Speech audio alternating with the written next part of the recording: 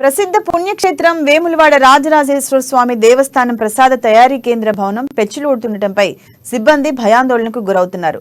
ప్రసాదం తయారీ కేంద్రంలో సిలిండర్లు అధిక వేడి వల్ల భవనంపై కప్పులు పొరలుగా ఊడిపోతోంది.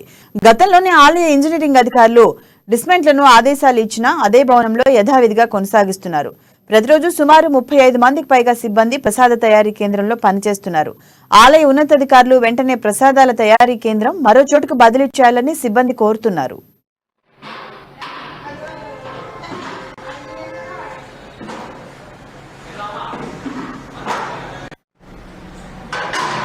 ఈ రాజరాజేశ్వర స్వామి దేవస్థానంలో భక్తులకు విక్రయించు లడ్డు పులిహోర ప్రసాదములను తయారు చేయడానికి కార్యనిర్వహణాధికారి కార్యాలయం కింది భాగంలో ప్రసాదముల విభాగం ఏర్పాటు చేయడం జరిగింది.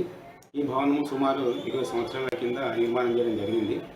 అప్పుడు భక్తుల రద్దీ అనుగుణంగా ఈ ప్రసాదం తయారీ విభాగం సరిపోతుండే. ఇప్పుడు కాలానుగుణంగా పెరిగిన భక్తుల రద్దీ పెరగడం వలన ప్రసాదాల తయారీ కూడా ఎక్కువ కావడం జరిగింది.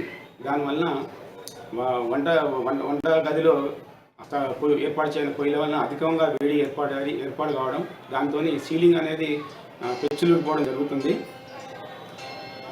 ఇది చాలాసార్లు ఈ విధంగా పెచ్చులుడిపోవడం జరిగింది. దీని విషయాన్ని వెంటనే మా ఇంజనీరింగ్ విభాగం వారికి మా కార్యనిర్వాహక గారి దృష్టికి తీసుకురావడం.